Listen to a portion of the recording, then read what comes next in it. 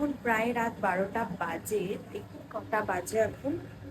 তো হঠাৎ করে না 11:30 বাজে, পুরো 11:30 বাজে, পুরো 11:30 বাজে। আর রাতে না ভীষণ মিষ্টি মিষ্টি কিছু একটা খেতে ইচ্ছা করছিল। তো বাড়িতে তো মিষ্টি সেরকম কিছু নেই, তো কি খাবো ভাবলাম। আর শেষকালে দেখুন প্ল্যান করে কি বানাচ্ছি এখন। এই যে হালুয়া বানাচ্ছি এই এত রাতে, আলমন্ড দিয়ে আর বেশি করে ঘি দিয়ে এই যে হালুয়া বানাচ্ছি। তোমাদের কার কার এরকম রাতের বেলা না মিষ্টি খেতে ইচ্ছা করে, আর তোমরা কি খাও সেটা কিন্তু জানিও।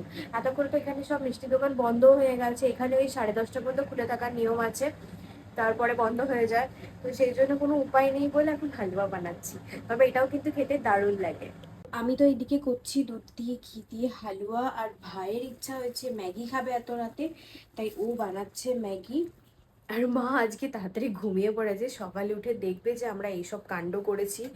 তো যা চেঁচাবে না আজকে, কপালে মানে কাল সকালে কপালে দুঃখ আছে আমাদের দুজনকারই। अब हमारी यम्मी सा हलवा तैयार हो चुका है, अब गैस को बंद कर देंगे। আর এর ওপরে আরও একটু ড্রাই ফ্রুটস ভালো করে ছড়িয়ে কিছুক্ষণ ঢাকা দিয়ে রেখে দেবো, আর তারপরে খেয়ে নেবো। ইয়ে।